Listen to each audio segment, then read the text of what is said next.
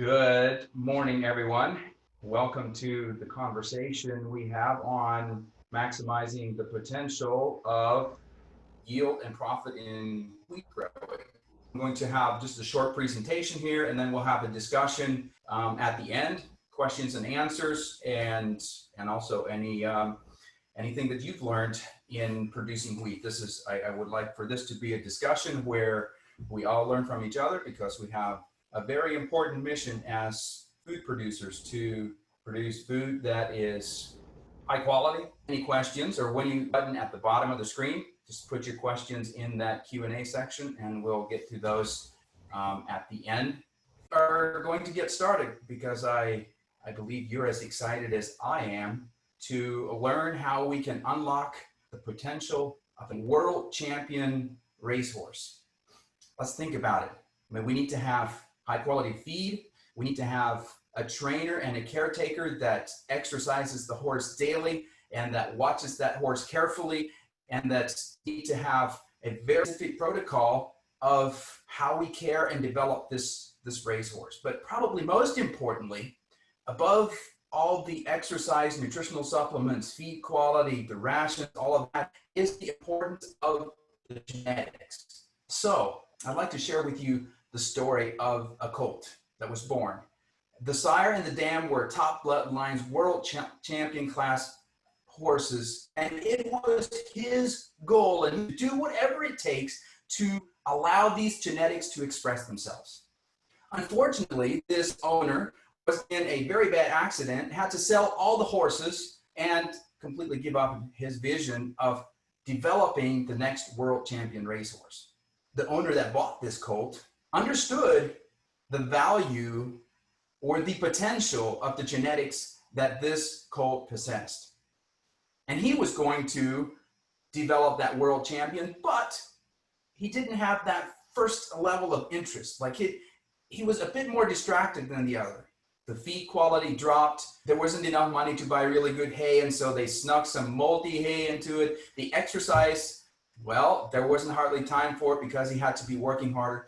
Long story short is that this colt did not receive the optimum care and environment, and this horse, instead of being a world-class horse, a world-class racehorse winning the championship, ended up being just a horse. Yes, we will get into some wheat discussion here in a bit, but the point that I want to make here, and I want to make it very, very clear, is that environment determines the ability for genetics to express themselves. What are the yields that you are harvesting today, and how does that compare with the potential that wheat actually has? Because remember that colt, the potential it had when it was first born, it was all the genetics were there. Whether it was going to be a champion or not be a champion depended what happened to that colt from that day forward. That shows genetic potential of wheat is 1,000 or 500 or 600 or 200 bushels per acre, as in a laboratory research where we have controlled environment like we do with corn, where people have actually produced and seen the genetic potential of corn at 1,100 bushels. What we do know is that a yield is 258 bushels per acre, as is recorded by the world records. So we know that wheat has at least the genetic potential of 258 bushels per acre. Now, and what if the yield potential is even greater and we've just not realized that? Which is where I want to go next.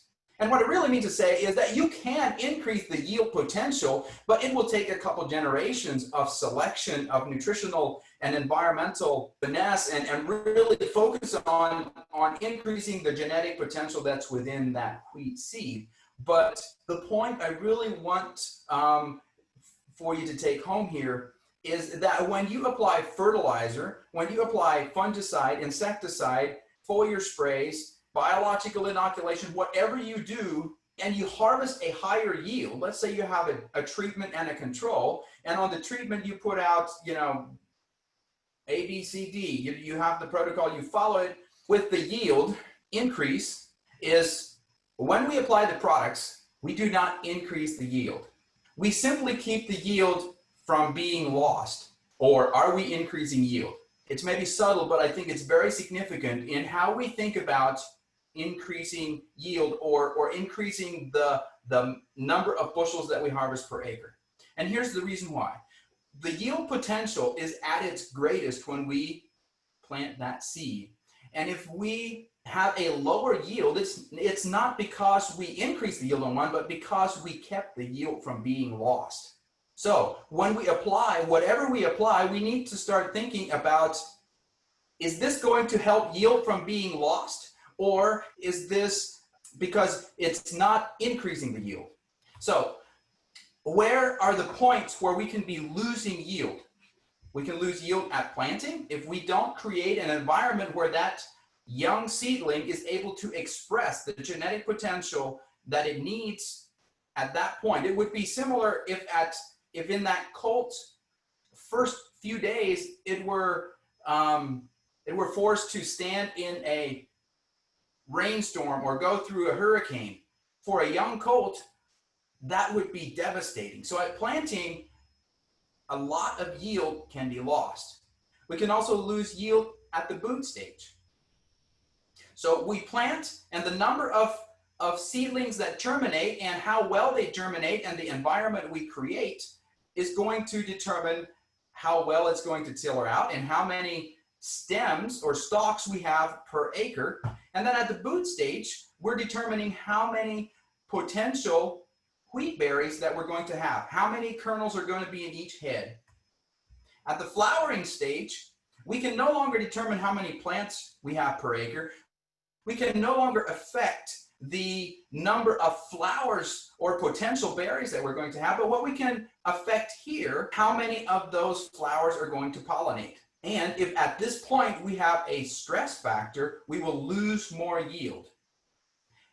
And at grain fill, the number of plants, the number of kernels per head, the number of pollinated kernels per head are all determined. The only thing we can affect now is how well they fill out. So where we want to focus on today, because I believe this is the most important and has the greatest effect on reducing the plant's ability to express its genetic potential, is planting. If we go back to that analogy of the colt, it would be like we're buying that potential world champion colt. What environment will we put that colt in? Let's just use some hypothetical numbers, and let's say maybe I'm not even so interested in horses, but my son or my daughter is very interested in this horse that has the potential to be a world champion, and the price is like $130,000 for this world champion bloodline horse. And he's, let's say maybe he's weaned and he's ready to be away from his mama, and you're bringing him home.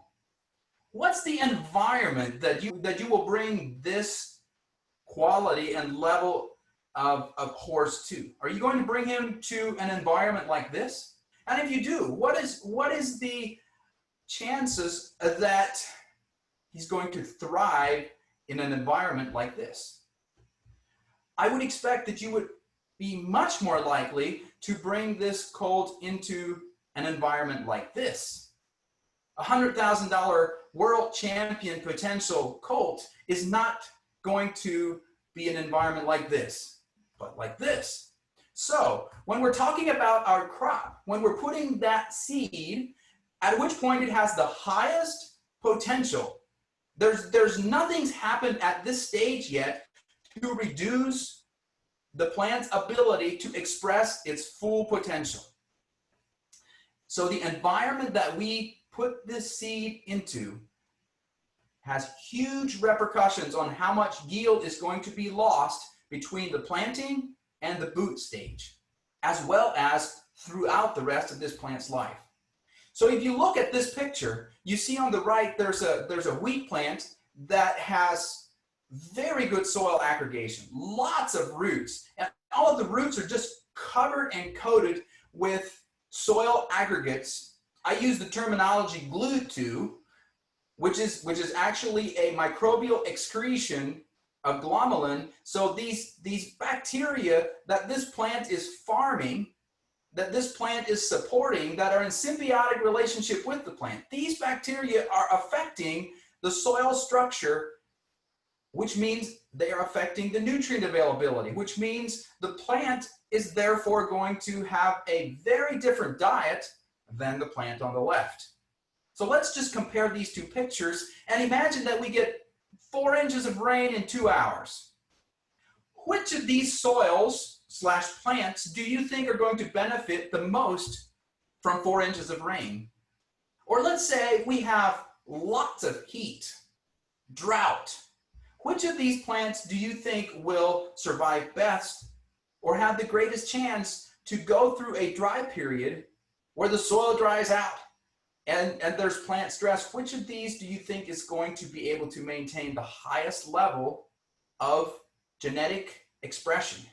So what we want to focus on here, and the point I really just want to put out here, and the focus for this conversation is when plants start off right, they have a better chance to express their full genetic potential.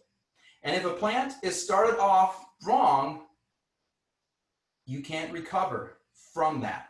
If your yield potential, let's take, again, go back to the example of our colt. If this colt were put into a poor environment and it cut its tendon or something terrible like that happened because of the environment it was in, it doesn't matter how much you exercise that colt or how well you feed it. If a colt has a cut tendon or a hurt leg or whatever it might be, it will never be able to perform at the potential that it had before that happened. And in the same way, when the genetic potential or the plant's ability to express that potential has been reduced because of the environment that it's in, we can't regain that by just applying more and more and more material, whether that's fertilizer, insecticide, or fungicide, because we've dropped from, let's say, 250 bushels to 100 bushels to 80 bushels, and regardless of what we apply, we won't be able to push it back up. So how do we do this? And what are the steps to create that environment where that seedling is able to express its genetic potential and where the least amount of genetic expression is suppressed? Here's what we do at Advancing Eco-Agriculture. We apply a microbial mycorrhizal fungi seed coat, which is the BioCoat Gold. We apply a carbohydrate, complex carbohydrate, humic acid, enzyme cofactor support package, which is the Rejuvenate. We apply nitrogen fixing bacteria along with other facultative anaerobes, which is the Spectrum, causes a reduced environment, fixes nitrogen, solubilizes phosphorus, etc. And then we support all of that with Sea Shield, which is a combination of crab shell, shrimp shell, and fish. And that's what happened on the previous picture that I had showed you. That's the difference, was that soil program was applied in the furrow. Actually, this was even without the BioCoat Gold, and we'll actually get to that slide here in a second. So here you can see the rates of each of those. And here are some examples of how this works and what results we are getting from this. So you can see on the left picture, you have the untreated and the treated. You can see the treated right, the untreated on the left. Definitely a significant difference in the amount of berries and the size of the heads. And then also on the right side, you can see the differences in the root.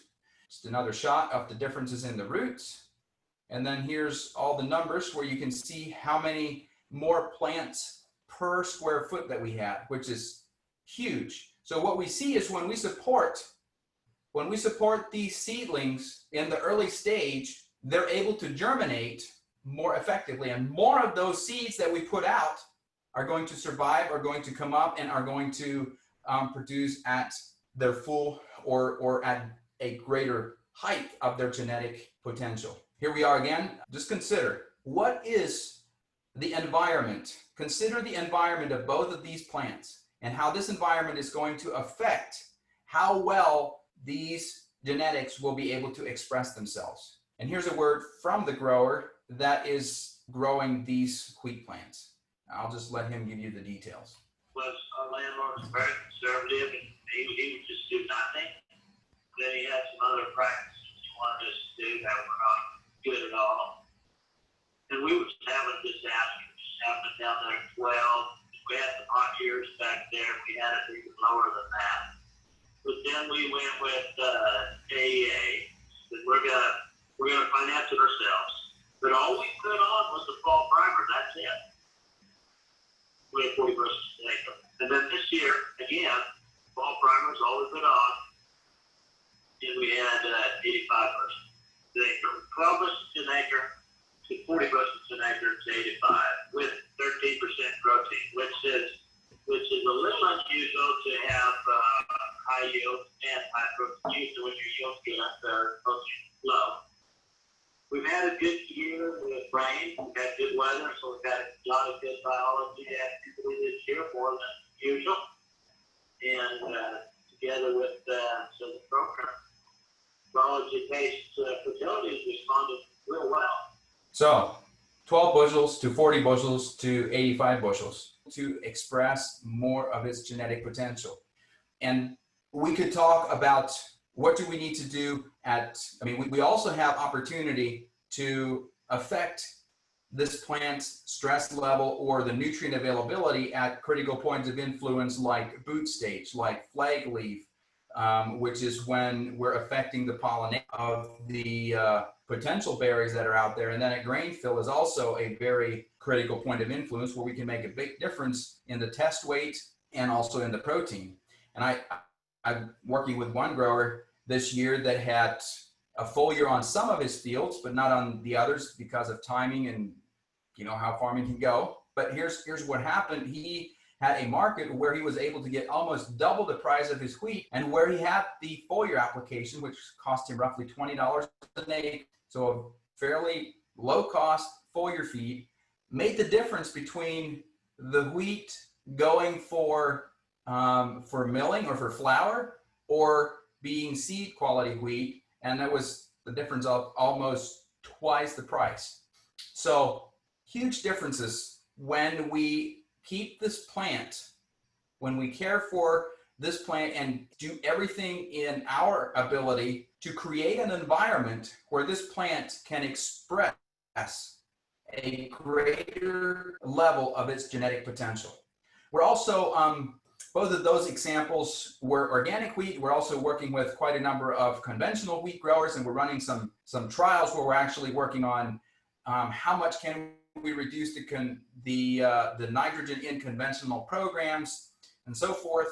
I'm not going to go into details of that trial at this point. They're looking very positive, and we've got a couple more years to go to finalize that data. But what I will say is that if you do nothing else, apply BioCode Gold. If you do nothing else, BioCode Gold is like a no-brainer. We've just been seeing it over and over and over again, where the seed had BioCode Gold, germination, seedling vigor, it's way better. I will also say with this slide that if you have any interest in being part of doing field scale, farm scale trials, certainly let us know. We are always looking for the right farm partners to do trials. So before we go into the questions, I would like to just say that you may be asking, well, what's it cost and what's the return on investment for this? And I didn't want to put out any numbers because depending where you're located in the country, it could be very different because of logistics, etc. So if you send an email to info@advancingecoag.com, which is on the screen here, with your contact information and the number of acres you'd like to start with, we'll get you a quote that is specific for your area and for your number of acres and what you're starting with within the next day. So send us an email and we will get started with that. So any questions? Any thoughts? Got a question from Stephen. Thank you, Stephen. Is it better to have seed treatment with the BioCode Gold or better to have naked seed? So the mycorrhizal inoculant needs to be on the seed or below the seed. And what we find is that it is more economical and more consistent if we can put it on the seed. So the treatment that we recommend the BioCode Gold for is to put it on the seed, and that way you've got it right there, and there's no question on the volume, etc. Another question from Alper: you are not talking about soil preparation. Any suggestions to improve results? Excellent question.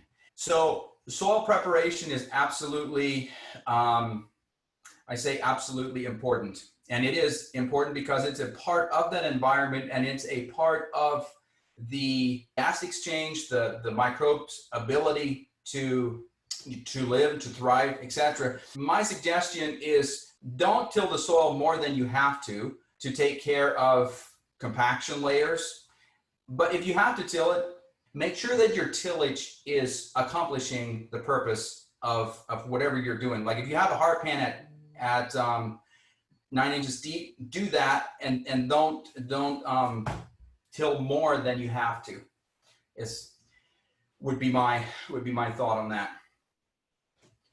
The other thought I would add to that, though, is soil preparation and how you prepare the soil, especially if you're like planting into tilled soil, is that it will make a big difference how much carbon you have in the soil, your level of organic matter, and also the level of soil structure. And we've seen that very consistently, that when we feed the plants and support the biology, the soil structure improves dramatically. And so soil preparation is a lot less difficult.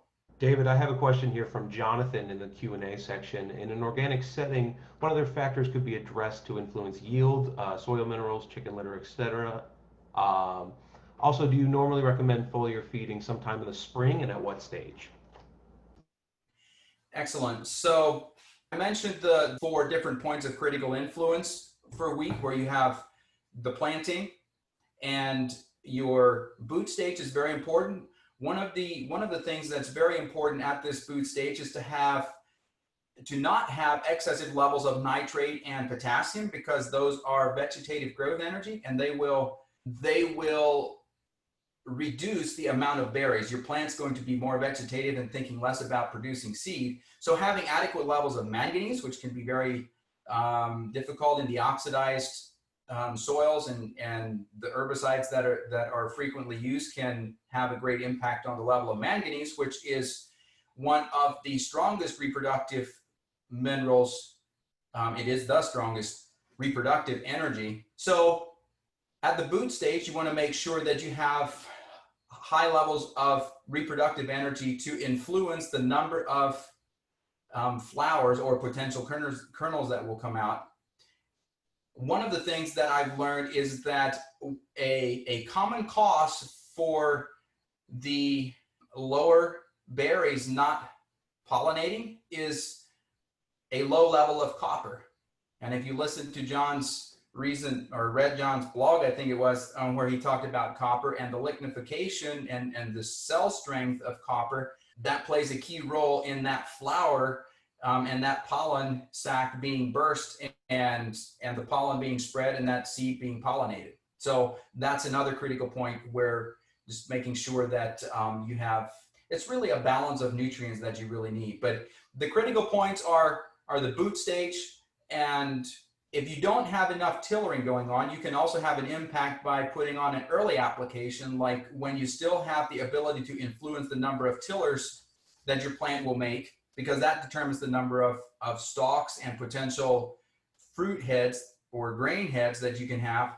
So that your energy is on the reproductive side at boot stage. And then at flag leaf is another very important stage, and we often do sap analysis at the early green up stage. We do one sap analysis, and then we do a new leaf or a flag leaf and an oat leaf at the flag leaf stage, and then again at grain fill, and grain fill would be the last one. We got a question from James in the Q&A section. If biocoat is the first thing to do, then what are the second and third things to do on wheat in order of importance? Great question. So in order of importance, if you do the biocode goal first thing, the next thing in order of importance would be rejuvenate, because rejuvenate will stimulate, support, and feed the biology that is in the biocode goal, as well as any existing biology that you have in the soil. So stimulating the existing biology in the soil is very important. And then spectrum would be the next one, and sea shield would be the last one in order of priority. Excellent question. There's a question from Ito here. Do you apply any fertilization before seeding if you're referring to like nitrogen or potassium? Again, the answer must start with it depends, because if your soil is a soil that's historically had a lot of that fertilization, then you may need to have a period of weaning off where you're building soil structure, where you're building a viable biological system in order to wean off. If your soil is addicted to the high EC burst that it gets from that fertilizer. On these specific examples I was talking about, there was no fertilizer applied before this seeding. All right. There's a question from Murray. Did he use Accelerate on wheat? These particulars example, there was no Excel. Well, if you're referring to the foliar that was made that affected the test weight, it wasn't the actual branded Accelerate in it, and that's simply because of volume of product that we had, and we just put Sea Shield. There was some manganese in there and some Sea Stim. So in essence, Mary, yes, we did use Accelerate for that wheat foliar that I referred to. Another question from Albert. Of all the soil preparation options, which one is your favorite? Or have you seen the best results with? No tillage, for example, roller crimper. I will just say that it depends a lot on what tools that the farmer has available, as well as labor resources play a big role into what works best. And my favorite is the one that works best for that grower. I personally like to see as little tillage as possible, especially after we have established a microbial system. And there again, there are so many variables that we need to take in consideration when we make the choices. And what works for a neighbor might not be the right thing for you at this time. But the least amount of tillage is better, because you're not disturbing all of the biology and all of the bacteria and the fungi in that soil, and they have to reestablish. But now if you have a compaction, maybe you had a lot of rain, and because of wet soils, you harvested at a less than ideal condition, and your soil is really compacted and tight, and it's just, in fact, I had one experience like that just a couple weeks ago. I was on a farm, and they were in the middle of a drought, and the field that they had tilled the most, they had some compaction that was caused because of harvest. They had a lot of rain, and so the farmer decided that he was going to till a portion of the field. He was just going to make sure that there is no compaction anywhere, and the tillage was like 8 to 10 inches deep and just pulverized, which, in most situations we'd say, no, whew, that's terrible. But in this scenario, it's actually going through the drought fairly well, and the corn right next to it, same field, same planting date, same everything, is burning up. And when we dug at those roots, the roots where the soil was very loose went down 10, 12 inches, and there was no flat spots on those root balls. So if you take back to one of the slides that John has showed 5 foot of roots where there was no difference in soil structure, I think there may be an effect where if we do some tillage, we're better off tilling deeper and tilling more. If we do no till, then there is no difference in that soil structure. So on that one, on tillage, we have a lot to learn. Hi, Joel. Good to have you on. Conventional practices would use nitrogen to increase tillering. Can we influence tillering without nitrogen? And the answer is yes, absolutely. So the tillering has a lot to do with how well your roots are going out and being established. And so the atmospheric gas has 78% nitrogen. And the key thing is to not think of how much nitrogen we need to put out, there's not a nitrogen for nitrogen ratio or equation, but when we develop the environment, when we create an environment that those roots can express themselves fully and that the gas can exchange, a lot of nitrogen is fixed from the atmosphere. A question from Lloyd: what is the recommended plants per acre? I'm not sure if we know for sure, because there are many variables. There's examples of people who have grown very high yields with very low plant population, and what's happening is those plants will express themselves even more. Each plant will be much more expressive and will have many more tillers, and so each seed will actually spread out more, and there will be, you'll probably end up with close to the equivalent amount of a higher population as far as stalks per acre is concerned. So I don't have a key number to say this is the best plant per acre, because we're talking to an audience here across the US, and what may work in Kansas may not be ideal for Texas, may not be ideal for Arizona. So I would say the plants per acre, and the more active or the more vibrant your soil is, the better it's structured, the more organic matter you have, the more microbial activity you have, the lower you can go in plant population, especially of wheat, and still get an equal or higher yield because those plants are expressing themselves more fully. And your next question on when would the SAP analysis provide the best information? The best information is when you are able to act upon it. And the earlier in a plant's life, and this holds true for any plants, the earlier in the plant's life that you're able to correct an environmental condition or anything that's negatively impacting the plant's ability to express its potential, the better it is. Green up when you have 6 inches of growth in the spring. And what that allows you to see, even though you don't have the young leaf oat leaf ratio to compare mobile elements, you're able to see if you're starting off with excessive levels of nitrate, say, or high potassium, or not enough manganese, or not enough calcium, and all those things are going to have a big impact on the disease susceptibility, as well as the number of kernels the plant's going to set, on and on and on. And at that stage, you're able to address it very quickly. So that stage, and then also the flag leaf stage, would be the two that I would consider the most important. Good question, Matt. Welcome to the call here. You're asking, what would you do if you cannot put liquid in the furrow? Would you alter the recipe in any way? And would you recommend spray nozzles or streaming it on? Excellent question. What I would do in that situation, if I were the grower, I would set it up to put it in the furrow, because that is where you can be sure that it's right with the seed, right where you're going to get your maximum response. If you're not able to do that, the next best option would be to spray it on the soil right ahead of the drill and plant right into that.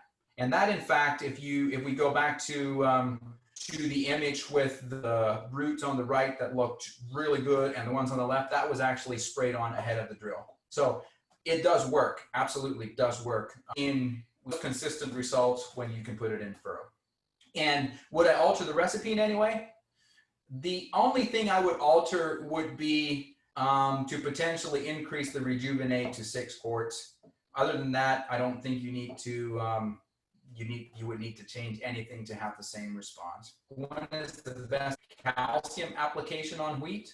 So the best timing for calcium application, if your soil is very low in available calcium, and you know that going into the season, the best timing would be to apply a gypsum or a lime, make soil corrections of calcium pre-plant. And then the greatest need for calcium is going to be at the cell division stage, which is, and we often talk about cell division stage, which is, right after pollination, and that's important. So at flag leaf or just post-pollination, an adequate amount of calcium is very important. Whether that means you need to apply it or not, I would look at sap analysis to determine that. The other thing to consider is that cell division occurs at all times that your plant is growing. So it's very important to have sufficient levels of calcium at all times. And therefore, if you know that you really have low calcium, say early in the stage, like early when you do your first sap sample, I would definitely address the calcium, because a calcium application is going to affect how your sugars are moved throughout that plant. Question from Leslie. How important are available levels of soil trace elements such as copper, zinc, boron, cobalt to improve plant health and fungal attack? Very, very important. And for trace elements, for your micronutrients, copper, zinc, boron, cobalt, manganese I would put in there as well, and iron. Actually, manganese and iron would probably be on the top of the list. What I found is that in most soils that have any amount of clay, there is a lot of those micronutrients out there, and they just need to be available through microbial digestion. And so very seldom do I recommend to put out any applications of minerals soil sample. Like if sample and the trace minerals are low, I would not put out a micronutrient application. I will put out microbial or recommend microbial or micronutrient applications like in furrow. Let's say I know that my iron in my soil is very, very deficient. If you put a chelated iron product in with the starter, which is what I would do, I would add possibly zinc right in the furrow if I know that that I always have problems with these micronutrients early on. But then when you talk about grain fill, things like copper, zinc, and manganese are very, very important for grain fill, because the auxin production switches from the new growth and to the seed. So auxins being produced in the seed determine how much of the sugar is moved into the seed, and therefore zinc and manganese especially, and all of the metalloids are important, but especially zinc and manganese are important for the synthesis of that auxin, which then determines how much of the carbohydrates are going to move into the soil, into the grain. Thank you all for being on, and I will just close by saying you can affect the environment, as in the way that John classifies or defines environment, is that environment is climate, which is mediated by nutrition or plant health. So when we think about environment, we often think about sun, rain, and all of those things that we don't have control about.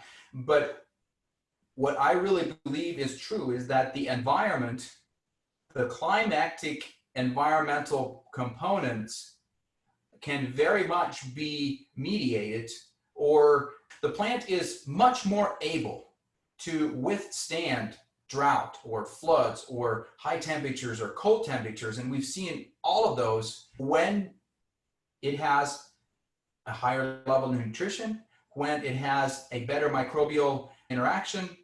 All of these things affect how the plant will be able to deal with climatic variations. And I will say, any seeds that you plant, we're focusing and talking about wheat, but it holds true for cover crops. Many of you are probably thinking about cover crops. Don't miss the opportunity to very economically put on BioCode Gold and get some biology out there. Like a grower in Iowa told me last year, he was like, I can't believe what I'm seeing where I put the BioCode Gold. That is one product that needs to go on every acre, everywhere. BioCode Gold makes a huge difference. So create an environment that allows our plants to maximize their genetic potential, and let's see if we're able to break the world record. It was good having this conversation with all of you. Thank you for joining us, and I wish you a wonderful day and the rest of the week.